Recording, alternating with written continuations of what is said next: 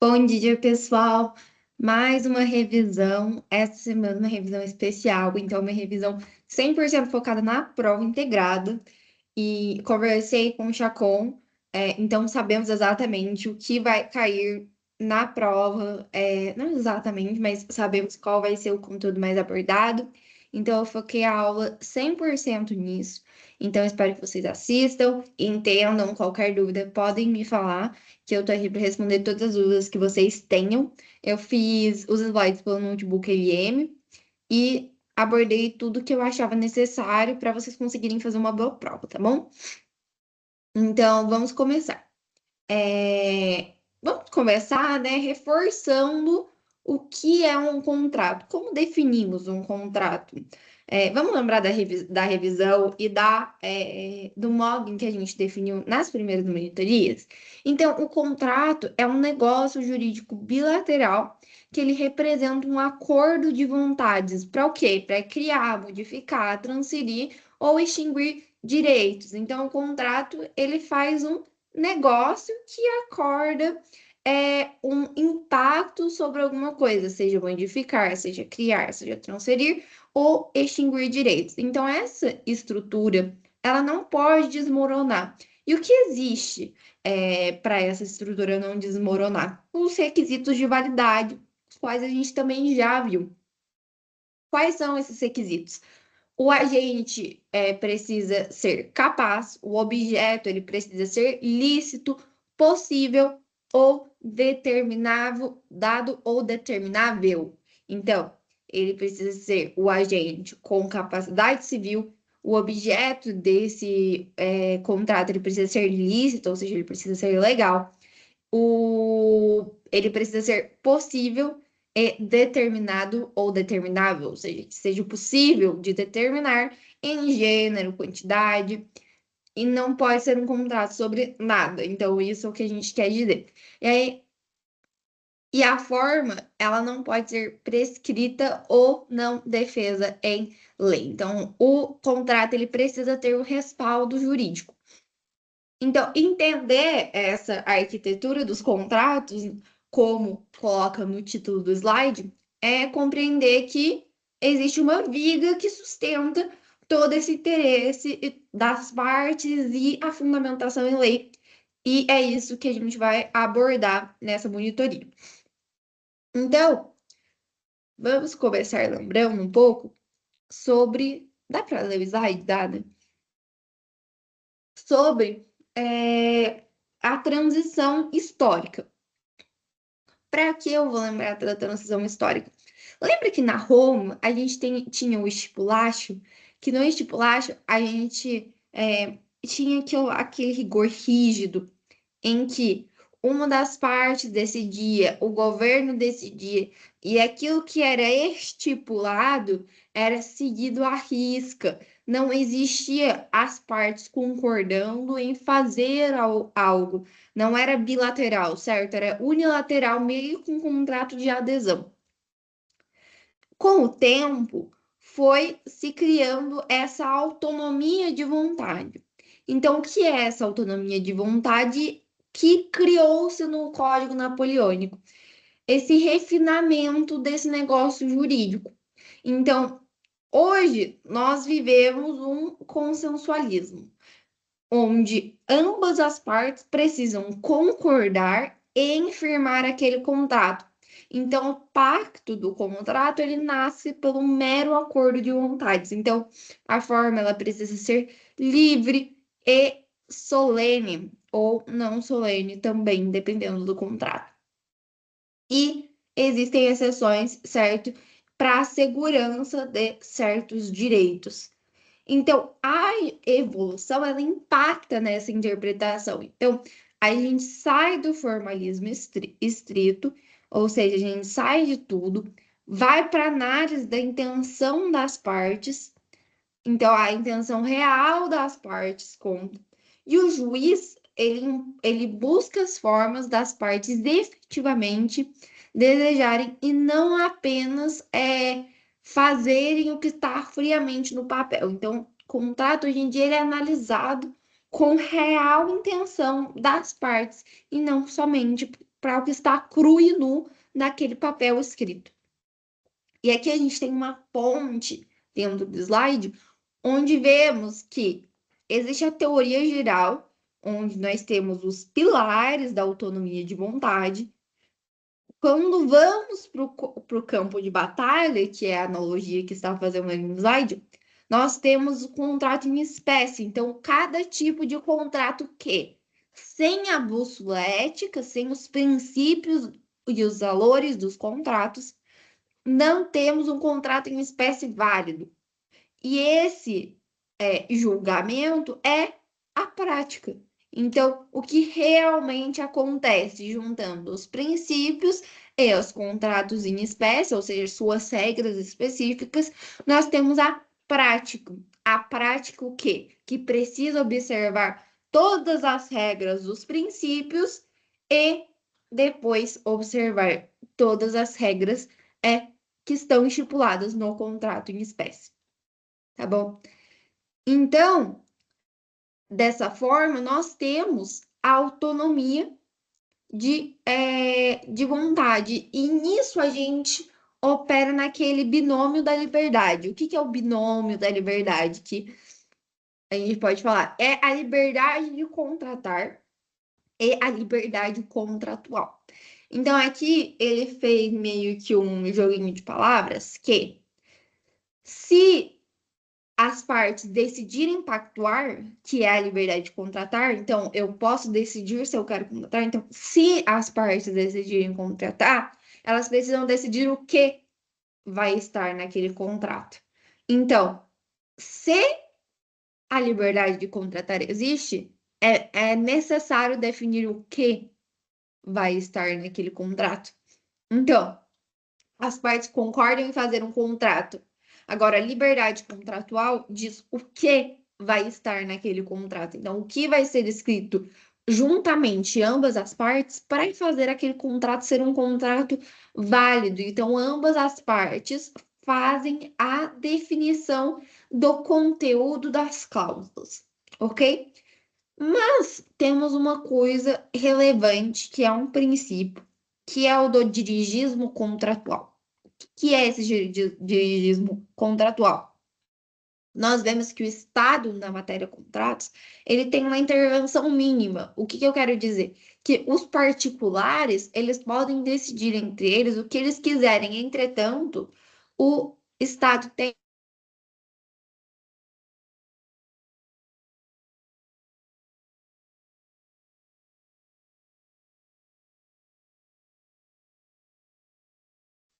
as definições que tem um contrato. Então, ele vai limitar para não ofender e não atravessar nenhum princípio, ou para proteger, por exemplo, pessoas vulneráveis.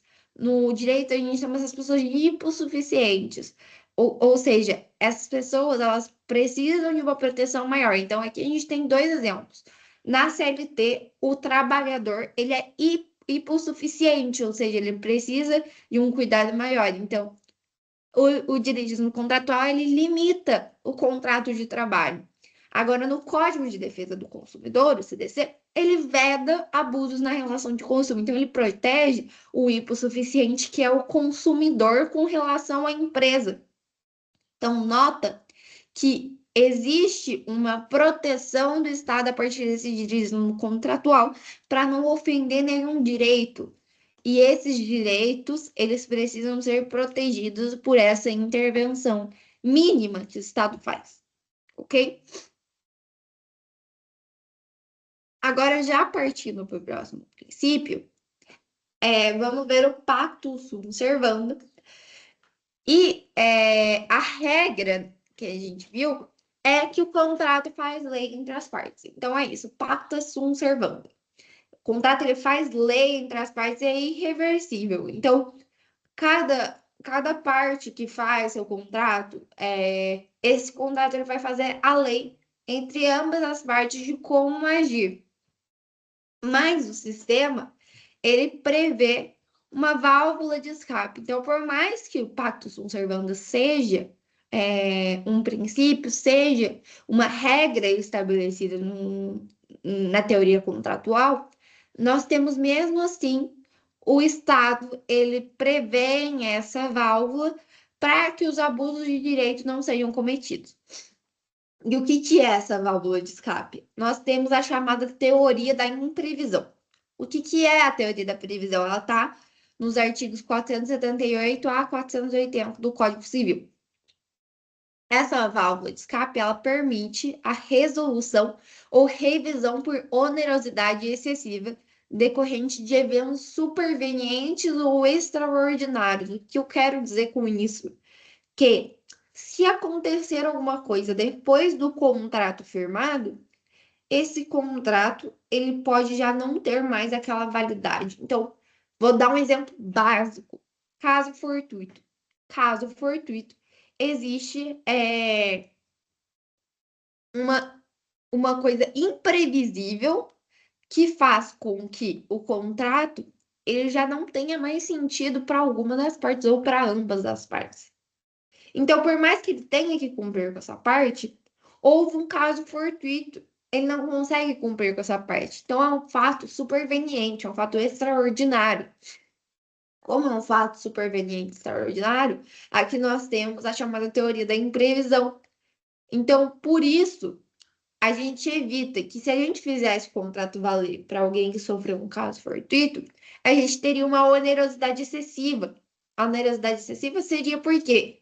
Porque a pessoa teria que pagar mesmo assim o valor, só que a pessoa não tem a mercadoria. Então, ela teria que comprar duas vezes a mercadoria ou fazer qualquer coisa. Então, para não ser injusto, o contrato é reformado, o contrato é cancelado, o contrato é revisto pela teoria da imprevisão. E temos o Instituto Lesão. Então, a lesão, ela ataca a desproporção que acontece no momento da formação do contrato. Então, vamos supor que já existe um abuso no momento da formação do contrato. Então, já existe uma onerosidade excessiva, já existe um contrato leonino, uma cláusula leonina, que abuse dos direitos que permitem o contrato existir. Caso esse abuso exista, é necessário essa proteção, além de tudo, para a pessoa que vai fazer aquele contrato. Então, esse instituto faz com que aquele contrato ou aquela cláusula específica que seja abusiva, ela seja anulada dentro daquele contrato. Então, é um instituto que é possível no direito civil.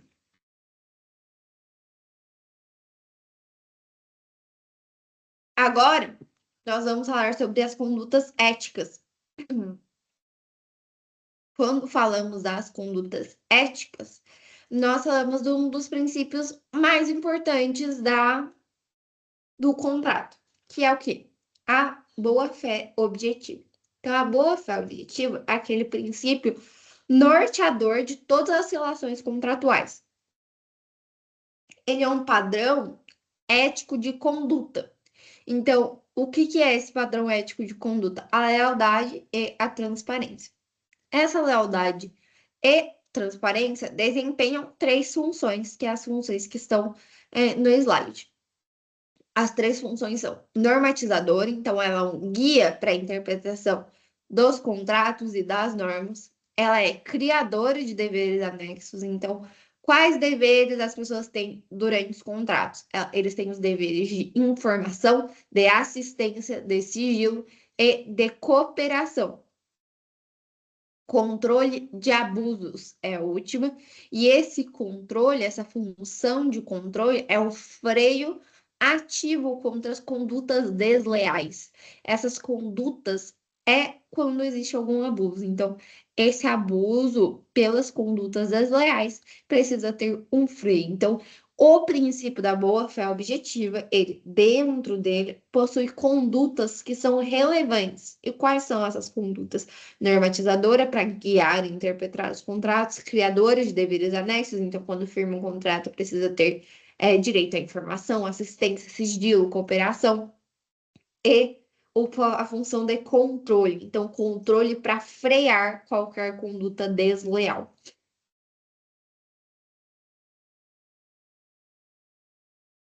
Agora, Outro princípio muito importante é o princípio da função social. A função social do contrato, ele precisa respeitar o que é um instrumento jurídico e evitar esses abusos de direito. Então, no 421, artigo 421, estabelece que o contrato ele não vive em um vácuo, então ele deve respeitar a dignidade humana e o bem comum. Então, esse bem comum, o contrato ele precisa atingir a sociedade de uma forma positiva. Então, se um contrato ele afeta, por mais que não das duas partes que estão participando do contrato, mas afeta outras pessoas ao redor, essas pessoas ao redor, elas têm direito de anular aquele contrato. Por quê? Porque não está presente a função social do contrato.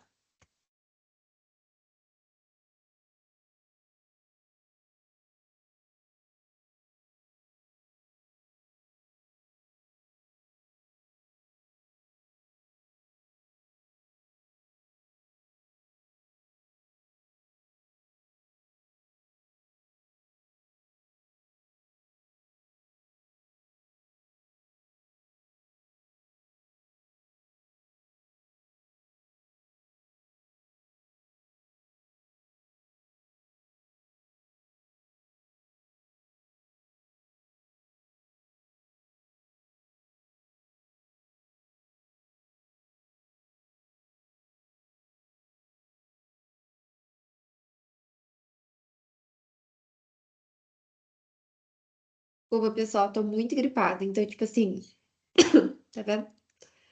Então, desculpa que eu tive que espirrar. Eu não queria espirrar no áudio, né? Que ia ficar um barulhão pra vocês.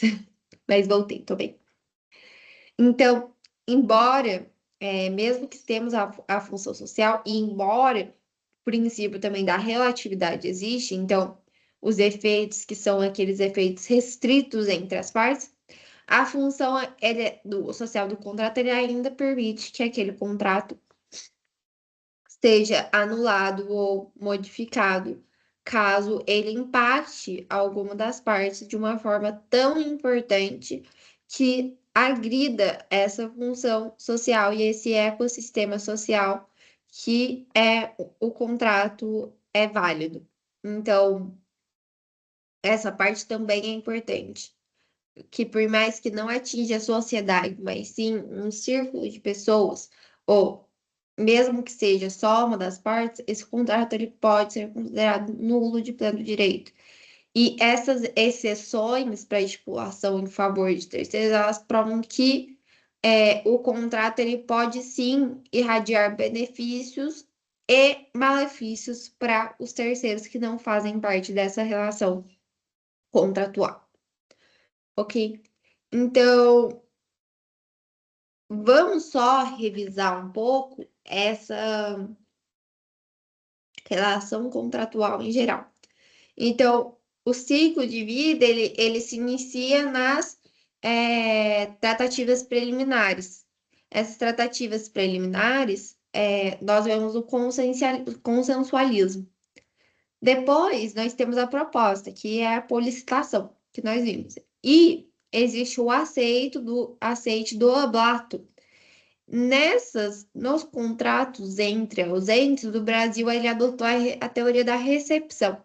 Então, o vínculo ele se aperfeiçoa no momento em que o proponente, entre aquela proposta, chega ao proponente. Então, o contrato preliminar, ele já é vinculado com o dever de conter os elementos de um contrato definitivo. E aí, essa relatividade que a gente acabou de ver, o contrato, os efeitos do contrato, eles ficam restritos somente às partes. Então, as partes, elas têm o dever de observar aquele contrato.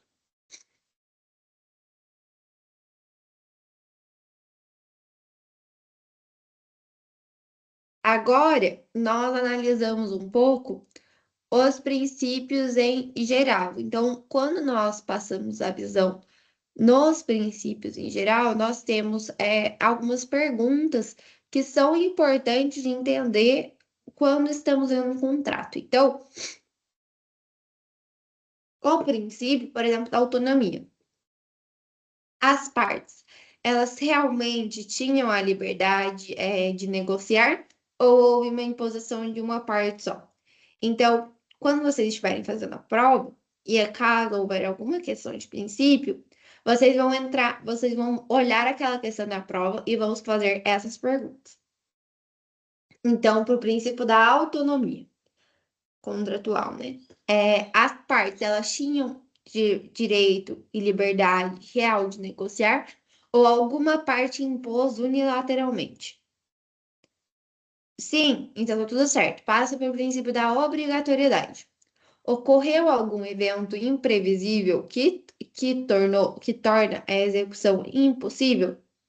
Não. Então o princípio da obrigatoriedade vale. Boa-fé objetiva. A informação principal foi omitida propositalmente? Há quebra de sigilo? Não. Então, o princípio da boa-fé objetiva está sendo cumprido. Função social. Esta cláusula prejudica o ecossistema ou a dignidade da parte mais fraca? Não. Então, a função social está sendo respeitada. Agora, consensualismo e relatividade. A forma exigida por lei foi respeitada? Sim, então o princípio da consensualismo está certo. O pacto atinge quem não assinou? Não. Então, o princípio da relatividade está valendo, porque não está atingindo terceiros. Então, isso é tudo o ecossistema que vemos num contrato. Aí, que ele não está passando. Aí passou. Então, temos algumas coisas que podem, como dizer, impactar esses perigos de uma venda de um contrato. E quais são eles? Os perigos, eles estão num contrato, por exemplo, de compra e venda, em que a boa-fé, ela é necessária e que diz que o dever de informação, ele é absoluto. Então, esse dever de informação, ele é muito importante. Para quê?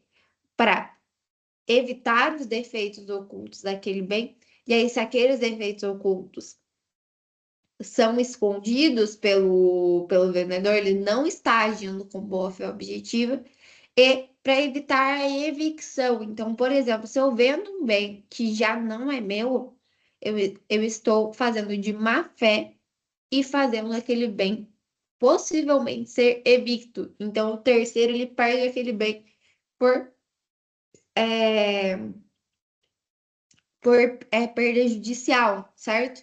E aí o comprador ele nunca pode ser surpreendido. Então, é sempre presumida aquela boa-fé objetiva que existem nos contratos. E ele precisa ter aquela obrigatoriedade de ação. Então, caso exista alguma coisa imprevisível, ele precisa agir. Mas, caso o vendedor ele venda sobre a reserva de domínio, o comprador ele leva a posse, mas a propriedade continua do vendedor até a quitação da última parcela. Então, aqui também existe a boa-fé do comprador em pagar tudo que ele tem direito, mesmo estando já na posse do bem. Então, a boa-fé objetiva, ela rege para ambos os lados, e isso é muito relevante. Aí, não pulei. Então, a gente está passando por um pouco os contratos e vemos cada princípio. Então, a função social aqui no contrato de doação. No contrato de doação, nós precisamos entender que a doação é ceder um bem gratuitamente. E o sistema, ele protege, porque se você pudesse doar todos os seus bens, você ficaria sem bens o suficiente para sobreviver. Então, por exemplo, não tenho casa. Bom, eu tenho casa, eu quero doar a única casa que eu tenho. Seria razoável? Não, porque ele não respeitaria a função social do contrato. Então, aqui nós podemos ter uma nulidade universal daquela doação. Então, aquela doação que é universal, ou seja, que doa todos os seus bens ou que doa bens numa proporção suficiente para não conseguir sua própria subsistência, aqui nós temos uma violação à função social. Por isso, a doação universal, que nós já estudamos, ela é nula, por causa do princípio da função social. Já a boa-fé, ela também pode ser considerada uma sanção. Não considerada ela uma sanção, mas pode ser utilizada como artifício para fazer uma sanção. Então, aqui no contrato de doação, nós temos, por exemplo, a revogação por ingratidão. Então, quando quem recebeu a doação é ingrato, ou seja, quais são aquelas hipóteses de ingratidão que nós vimos, certo? Então, se o donatário ele comete injúria grave, ofensa física, se recusa a dar alimentos para o doador, esse contrato ele é revogado. Por quê? Porque existe uma ingratidão, ou seja, existe uma violação daquela boa-fé objetiva que a gente estava conversando um pouco tempo atrás. O, o o donatário, ele, no contrato, ele exige que ele tenha dever de cooperação, que ele seja leal. Agora, quando, mesmo na fase pós-contratual, ele fere algum desses princípios contratuais, o contrato ele pode ser revertido, revogado. Por quê? Porque ele não está respeitando os princípios, que são os alicerces do direito civil contratual. Na relatividade, nós vimos que os contratos eles atingem terceiros, mas que não podem atingir terceiros de uma forma profunda. O que eu quero dizer com isso? Que os terceiros eles não podem ser prejudicados, mas nós temos uma quebra da relatividade às vezes. No quê? Na eficácia erga omnes. Então, aqui nós temos um exemplo. Então, se o contrato ele tem cláusula de vigência, então, é, um novo contrato por exemplo, eu vendo a casa, mas eu tenho um contrato de inquilinato, certo? Locação. Então, eu tenho um inquilino, mas eu já vendi. Aquela pessoa precisa respeitar o contrato de inquilinato até o fim do prazo? Como nós vimos, sim, ele precisa respeitar aquele contrato que já foi feito junto ao antigo vendedor, ao antigo o antigo dono, desculpa, não, é o antigo vendedor, vocês entenderam? O vendedor da casa que fez o contrato com a pessoa que estava alugando. Então, essa pessoa que comprou a casa efetivamente, ela precisa respeitar o contrato de locação até a vigência de seu prazo quando estava ocorrendo aquele contrato. E isso é uma relatividade que está sendo quebrada se caso aquele contrato. Por quê? Porque atinge o terceiro, porque troca o dono. Então, essa relatividade ela é considerada por quê? Porque a regra em lei é que o contrato ele precisa ser respeitado. E então, nós vamos para a função social da moradia, que está no contrato de inquilinato. O que é essa função social da moradia? É que aquela casa, ela é uma casa que ela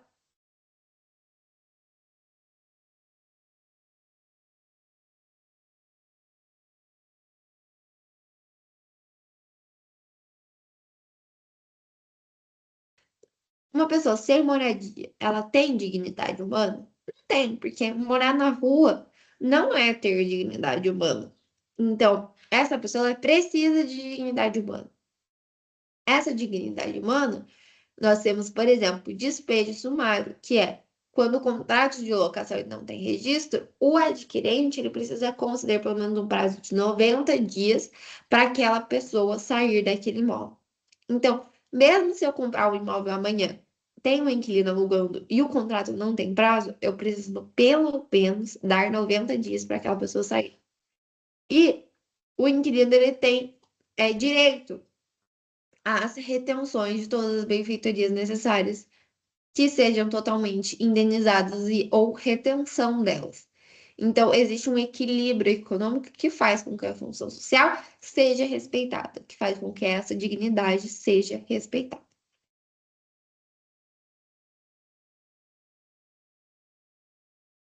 Quando nós agora passamos para o contrato de empréstimo, o contrato de empréstimo é um contrato gratuito. Então, é um contrato de uma coisa insubstituível.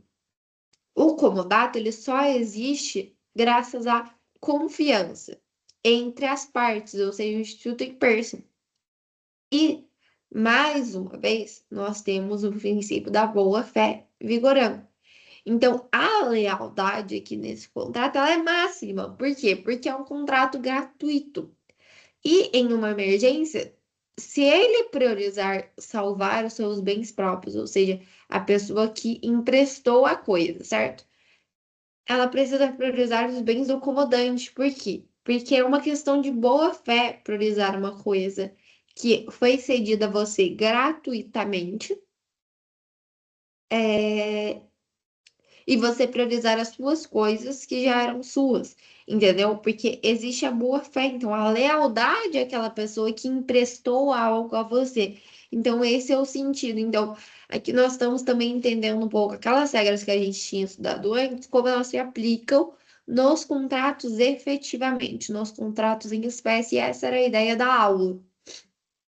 Então, ele responderá por danos, caso aquele bem perecer em sua mão, mesmo em casos de força maior. Então, a falta de cooperação, que são coisas da boa-fé objetiva, elas convertem-se em responsabilidade objetiva. Então, como eu disse, a boa-fé, ela pode ser utilizada como um meio para sanção, caso ela seja violada. Agora, indo para o contrato de mútuo, no contrato de mútuo, a gente tem um empréstimo de coisa fungível. E ele tem uma função econômica, que também acarreta a função social do contrato. Por quê? Porque às vezes a pessoa precisa daquele dinheiro para, sei lá, conseguir fazer um investimento para conseguir sua sobrevivência. Ou para conseguir se sustentar por um tempo, porque ela ficou desempregada por algum motivo e não tem, sei lá, o seguro-desemprego, por exemplo. Então, o mundo federatista também é uma forma de preservação social. E sim, presume-se um sacrifício por parte do mutuante por causa dos juros, né? Mas, mesmo assim, existe esse princípio que diz que a função econômica preserva a função social. E então, nós temos uma coisa importante nesse contrato de mútuo, que existe a transparência de tudo que aquilo vai ser acarretado. Então, tudo que acarrete seu mútuo federatício vai ser dito a você com boa-fé objetiva, e se existirem parcelas ocultas, aquele contrato pode ser nulo. Por quê? Porque você tem dever de informação. Então, quem vai. O mutuante, ele precisa dar todas as informações para o mutuário. Porque se o mutuário não tiver todas as informações e assinar aquele contrato, não vai valer. Ele precisa estar plenamente ciente. Mas, mesmo sabendo que o mútuo federativo acarreta juros, ele tem a liberdade contratual de assinar aquele contrato. Mas, mesmo assim, existe o dígito contratual que coloca um limite, um teto legal para quando esse mútuo é realizado. Então, a onerosidade, ela está dentro dos limites legais. Então, tá vendo aqui? A liberdade do particular existe, a liberdade contratual existe, mas existe o dirigismo contratual que limita, que intervém para que aquele teto legal não seja ultrapassado, não seja violado essa liberdade contratual, mas que ela seja limitada pela intervenção mínima do Estado. Então, aqui nós temos um casinho, né, que ele fez. Então, João, viúvo de 70 anos, doa todos os seus bens acumulados, imóveis e contas bancárias para uma instituição de caridade. por extrema devoção, sem reservar nenhum meio de renda. 2 anos depois, João desenvolve uma doença grave e passa necessidade extrema de subsistência. Com o pilar arquitetônico dos contratos, desmoronou neste negócio. Então, nós vimos, né? A violação da função social e da dignidade. Então, é aquele caso de doação universal. É o caso em que a lei impõe que aquele ato ele não pode tirar a sua dignidade humana. Então, aquela doação, ela é nula de pleno direito. Por quê? Porque vai tirar toda a subsistência que João ele tinha. Então, João não pode doar todos os seus bens, certo? Então, vamos passar para a próxima coisa. Então, o princípio da autonomia, ele é um princípio que existe no contrato. Entretanto, aqui tem um exemplo. Nos termos e condições, eu li e aceito. É um contrato de adesão. Esse contrato de adesão, por mais que ele seja feito unilateralmente, ele é um contrato que foi aceito pelo, por exemplo, consumidor.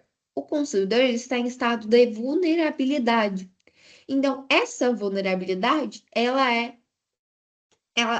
intervista, então existe uma intervenção estatal pelo dirigismo estatal.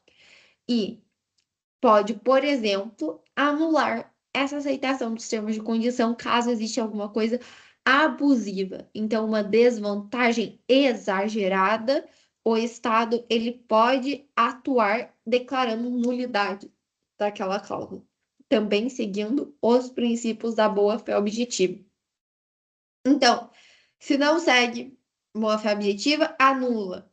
Se o Estado decide intervir para proteger uma vulnerabilidade, anula também. Por quê? Porque existe uma violação desses princípios contratuais que são muito relevantes. Então, por mais que a gente tenha a autonomia absoluta do particular, existe esse dirigismo contratual que vai restringir essa autonomia. E vamos falar sobre um conceito dos princípios contratuais que é solve et repete. Ou seja, pague primeiro, reclame depois, que é uma coisa do contrato não cumprido. E aí a renúncia expressa é a exceção do contrato não cumprido, que ela é plenamente válida para contratos paritários, por exemplo, entre gigantes corporativas. Então, caso a empresa não cumpra o contrato de sua parte, a pessoa pode deixar de fazer a sua. Por quê? Porque ela vai se excusar da exceção do contrato não cumprido. Isso é o quê? Isso é um princípio, uma regra contratual que faz com que as partes que firmaram de boa fé objetiva aquele contrato, caso uma parte não cumprir, ela possa se excusar também de fazer as suas obrigações. Será que acabou já? Nossa, eu tirei o slide. Calma aí. Eu acho que acabou. É, acabou. Esse daqui foi o último. Aí, eu fiz um simulado. Calma aí, para de compartilhar. Eu fiz um simulado para a provinha, que eu acho bem legal fazer simulados para a prova integrada, considerando que é uma prova que, assim, exige esforço, é cansativa, a gente sabe que é cansativa. Então, eu fiz um simulado para fazer com vocês. Calma aí que eu vou compartilhar a tela.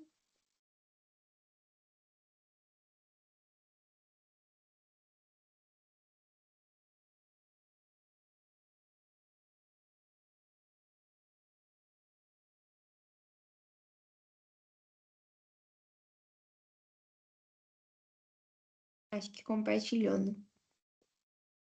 Acho que sim, vocês estão vendo minha tela? Eu tô compartilhando. Enfim, aí a gente vai fazer algumas questões. O simulado tem 30 questões, se eu não me engano. E no final tem gabarito. Então, já tá disponível no Drive, tá? Quem quiser fazer o simulado pode fazer. Mas a gente vai fazer algumas questões para vocês terem algumas questões feitas. Eu vou fazer meio aleatoriamente, tá? Tipo, umas 5, 6 questões pra gente fazer junto. E aí a gente faz juntos e deixa vocês livres da monitoria. Então,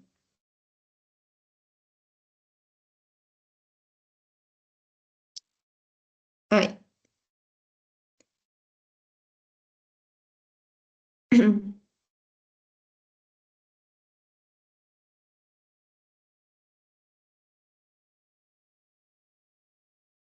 Tá, então vamos fazer a primeira questão, tá bom? A primeira questão.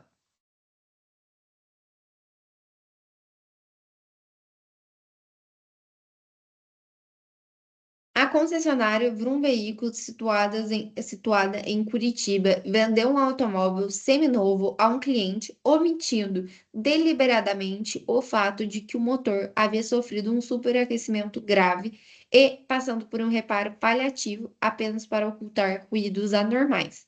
O que que é isso? Vício oculto. Meses após a venda, o motor fundiu completamente. O comprador sustenta que a empresa violou o padrão ético esperado nas relações obrigacionais. No Código Civil, essa conduta omissiva fere a qual dever decorrente da relação obrigacional. Vamos pensar agora nos princípios que a gente estudou. Vamos iniciar com a boa-fé objetiva. O que que a boa-fé objetiva dizia? E a gente vai ler essa esse resumo, essas alternativas, observando isso, tá bom? Então, A.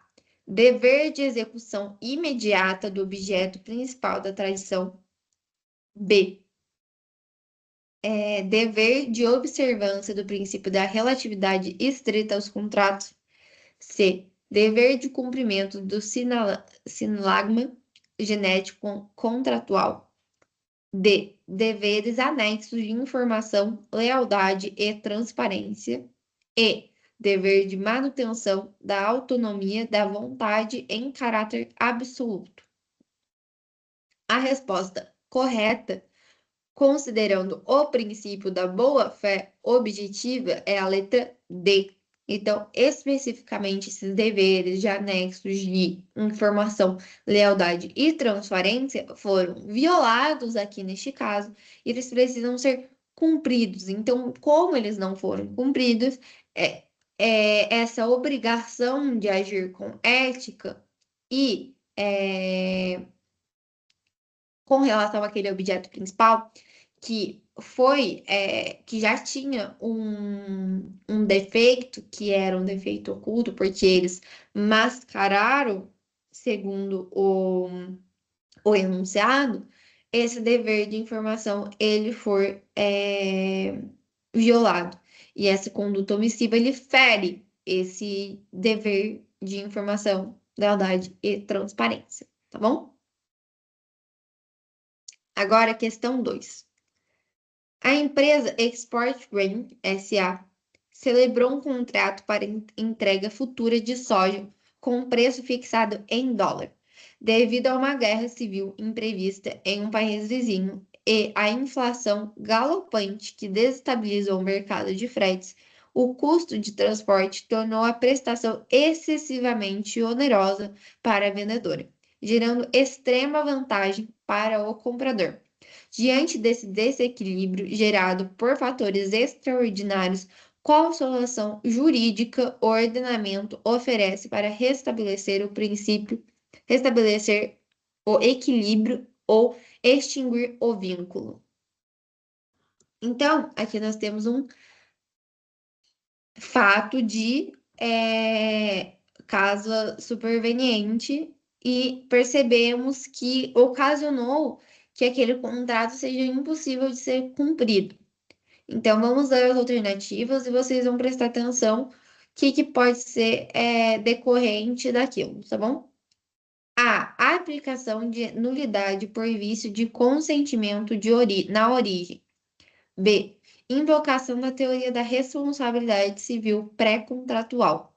C. aplicação da teoria da imprevisão por onerosidade excessiva. D. Reconhecimento do pacto sunt servanda como norma absoluta. E. Exercício do direito de arrependimento imotivado e ad nutum. Então, qual é a alternativa correta? Aqui estamos falando de um claro fato de onerosidade excessiva e teoria da imprevisão. Então, esse desequilíbrio gerado por esses eventos extraordinários, então a guerra que ocasionou a inflação, torna a prestação excessivamente onerosa para uma parte. Por quê? Porque aqueles preços subiram muito comparados com os preços que foram estabelecidos em contrato.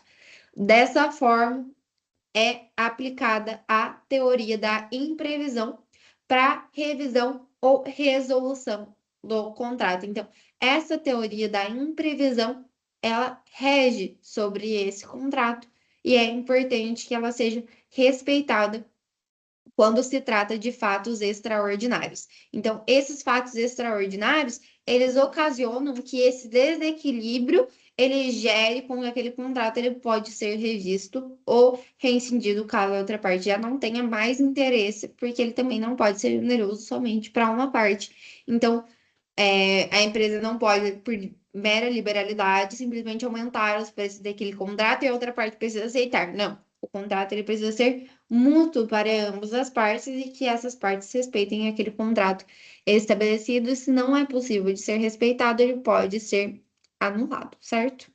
Anulado não, rescindido ou revisão. Vamos para a questão 11. Senhor Carlos de Porto Alegre envia uma proposta de compra de um maquinário para Roberto, em Salvador. Roberto recebe a carta, redige a aceitação no dia 10 e envia pelo correio no dia 12. Carlos recebe a carta de aceitação no dia 15. Seguindo a regra geral do Código Civil para contratos entre ausentes, em que momento o contrato se considera formado? Então, qual é a teoria? A teoria é a teoria da recepção. Então, no dia 15, quando o Carlos ele recebe a proposta, é o dia que aquele contrato está efetivamente realizado, é um contrato firmado. Então, a partir desse dia, o contrato está feito pela teoria da recepção. Então, a resposta correta é a letra E. Agora, 12. Um fornecedor de insumos hospitalares envia uma proposta de venda por um e-mail da clínica às 9 horas da manhã. Às 9h05, percebe um erro do cálculo no desconto e envia um novo e-mail retratando-se da proposta anterior. Ambos os e-mails chegam à caixa de entrada da clínica simultaneamente. Segundo as regras de formação do contrato da proposta original, A. Permanece obrigatória pelo princípio da vinculação da oferta. B. Vincula o proponente por 30 dias pela regra do CDC. C. Gera direito a perdas e danos por quebra da expectativa legítima. D. Deixa de ser obrigatória, pois a retratação chegou simultaneamente à proposta. E. Considera-se aceitação tácita se a clínica não responder em 24 horas. Qual que é a resposta? A resposta é a letra D, porque a proposta no Código Civil, se ela chegar exatamente ao mesmo momento, ou seja, simultaneamente à proposta original, a retratação ela é válida. Então, essa retratação ela deixa de ser obrigatória à proposta original. Ou seja, a resposta correta é a letra D mesmo. Ok? Aí a gente fez a 12, né? Agora é 21.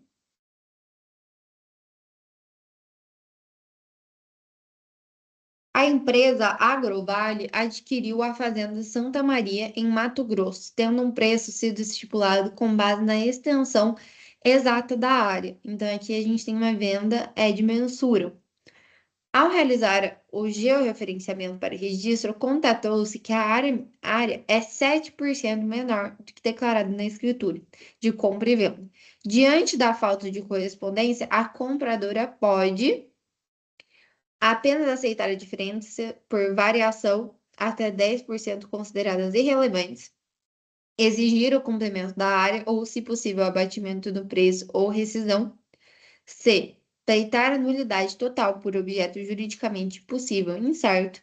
D. Ingressar com ação de evicção contra o Estado por erro no cartório. E. Exigir apenas perdas e danos morais, mantendo o preço original da escritura.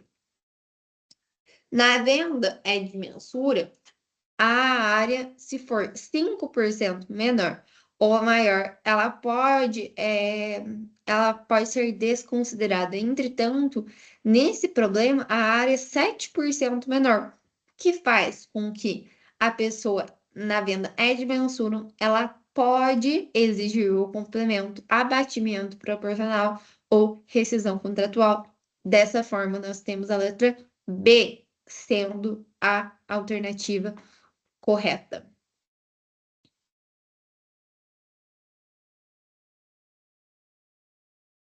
Enunciado questão 22. Em um condomínio de coisa indivisível, um galpão herdado por 3 irmãos, um dos coproprietários decide vender sua fração ideal. Antes de efetivar a venda a um terceiro estranho pelo valor de 200 mil, a legislação impõe que ele... Então, aqui estamos falando sobre direito de preferência. Então, em coisa indivisível, não se pode vender as coisas estranhas antes de dar aos seus condôminos igualdade de condições. E qual que é a resposta certa, então? A. Ofereça cota para a arte proprietária ao síndico do condomínio edilício. B. Realize transferência imediata do registro para consolidar a venda. C. Coloque a fração em leilão público obrigatório para ferir valor real. D. Notifique a Fazenda Pública para que esta exerça o direito de reversão. Ofereça a preferência aos demais condôminos em igualdade de condições. Então, a letra correta é a letra E, certo? Então, oferecer a preferência aos demais condôminos. Certo. Deixa eu só ver que eu vou fazer minhas duas questões porque vai dar tempo. Eu quero questões sobre princípios. Eu recomendo que vocês deem bastante ênfase no estudo na parte de princípios, tá bom?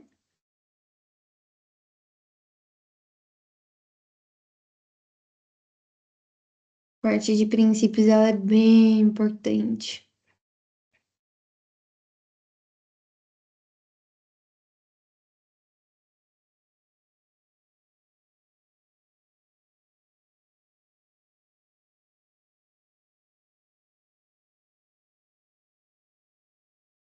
Vamos para a questão 5.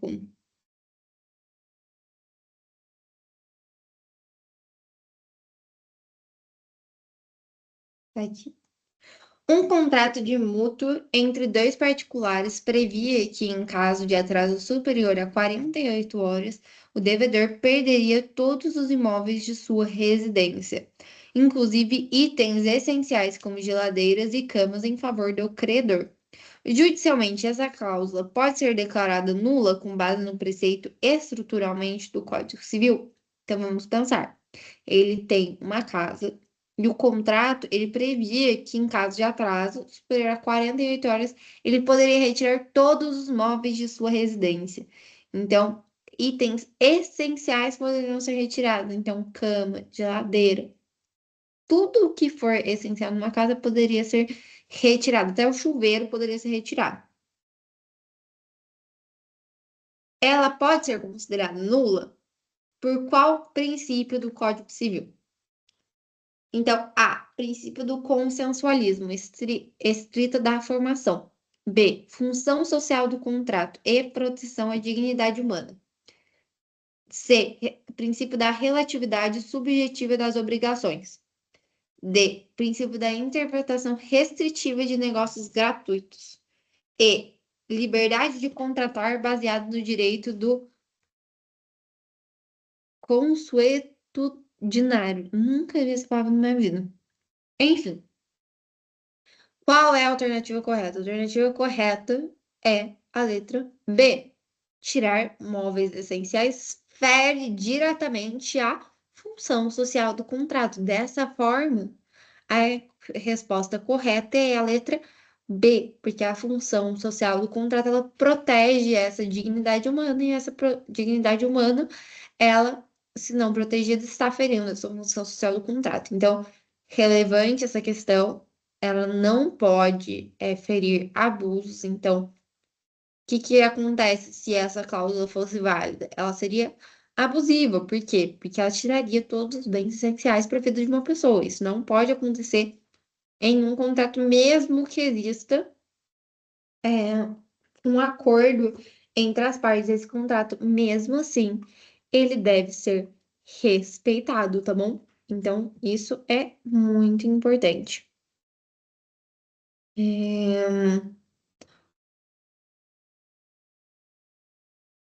Tá, esse aqui, eu vou fazer três. Um cidadão assinou um contrato de prestação de serviços de telefonia, cujas cláusulas foram integralmente redigidas pela operadora, sem que o consumidor pudesse discutir ou alterar qualquer item relevante do texto. Ao verificar uma cobrança indevida, deparou-se com uma cláusula ambígua sobre a franquia de dados. Segundo a classificação técnica das estruturas contratuais, este instrumento é um A. Contrato de adesão. B. Contrato paritário puro. C. Contrato puramente aleatório. D. Contrato real et solicitum. E. Contrato preliminar atípico de opção. O contrato é um contrato que só uma das partes fez a cláusula, ou seja, um contrato unilateral. E esse contrato, antes de eu dar a resposta, a gente vai conversar mais uma vez sobre isso. Um contrato, ele pode ser unilateral nas causas? Pode. Entretanto, existe o quê? O dirigismo estatal que vai evitar esses abusos. Então, essa intervenção, que é a intervenção mínima do Estado, vai ser utilizada para que esses contratos, mesmo que eles forem contratos de adesão, então já estou dando a resposta correta, que é a letra A, mesmo que eles forem contratos de adesão, vão ser contratos que vão ser controlados por esses serviços. Então, o quê? O Estado ele vai verificar se não existe nenhum abuso de direito, ou se não existe uma cláusula onerosa, se não existe uma cláusula que prevaleça os direitos da operadora, por exemplo, em detrimento do consumidor. Como o consumidor é vulnerável, como o trabalhador é vulnerável, o Estado ele precisa desse dirigismo contratual para, principalmente nos contratos de adesão, eles terem esse controle. Sem esse controle estatal, não existe um contrato justo, certo? Por quê? Porque não é certeza que aquela pessoa terá todos os seus direitos cumpridos. Por quê? Porque quem fez o contrato foi uma das partes somente. Não foi as duas partes que pactuaram, as quais que mesmo assim, quando as duas partes pactuam, pode ser que exista um abuso de personalidade, mas existe aqui um contrato em que uma das partes fez e que o consumidor ele apenas aceita. Então, aqui neste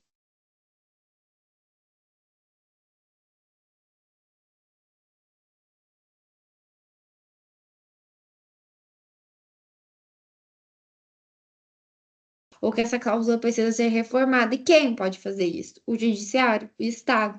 Então, nesses contratos em que existe um abuso de direito, pela boa-fé objetiva, por esse dirigente contratual, pela preservação da função social do contrato, ele pode ser levado, por exemplo, a um juiz de direito para que esse juiz de direito decida que aquele contrato é inválido, ou com aquela cláusula específica ela é inválida, abusiva, que ela precisa ser alterada. E são coisas que são estabelecidas pelos princípios do contrato civil.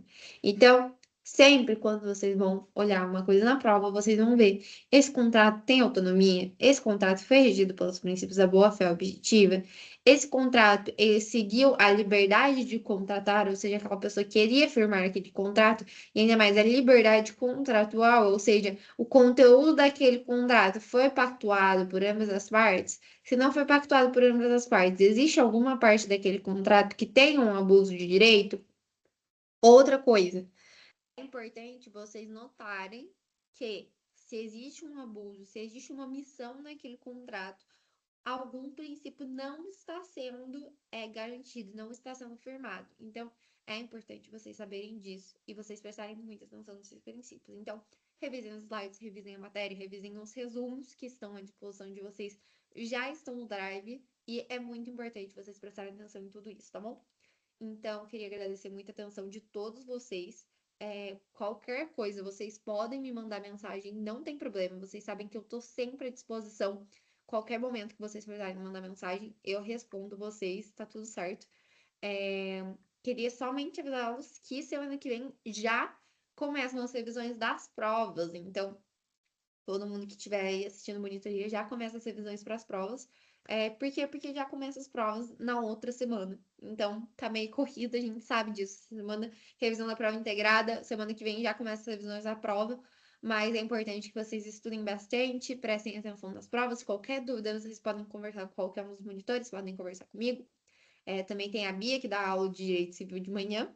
Mas vocês podem conversar, que a gente consegue tirar todas as dúvidas de vocês. E é isso, gente. Muito obrigada pela atenção de vocês e agradeço, a atenção e qualquer coisa que vocês precisarem, vocês podem me avisar, tá bom? Muito obrigada e tchau, tchau.